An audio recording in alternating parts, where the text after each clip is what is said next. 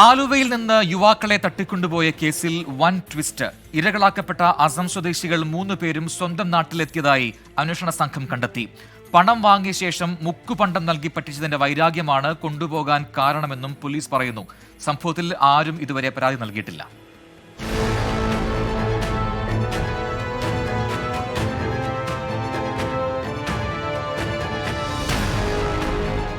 Aluva railway station സമീപത്തു നിന്ന് ഈ മാസം 17-നാണ് 3 യുവാക്കളെ ഇന്നോവ കാറിലെത്തിയ സംഘം തട്ടിക്കൊണ്ടുപോയത്.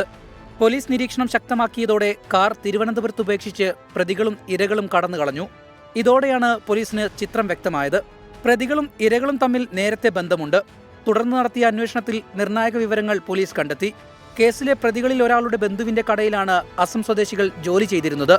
വിദേശത്തു നിന്ന് കടത്തിയ 10 ലക്ഷം രൂപയുടെ സ്വർണം തങ്ങളുടെ പക്കലുണ്ടെന്നും ഇത് 5 ലക്ഷം രൂപയ്ക്ക് നൽകാൻ തയ്യാറാണെന്നും ഇവർ പ്രതികളോട് പറഞ്ഞിരുന്നു. പണം നൽകി പ്രതികൾ ആഭരണം വാങ്ങിയെങ്കിലും മുക്കുപണ്ടമായിരുന്നു ലഭിച്ചത്.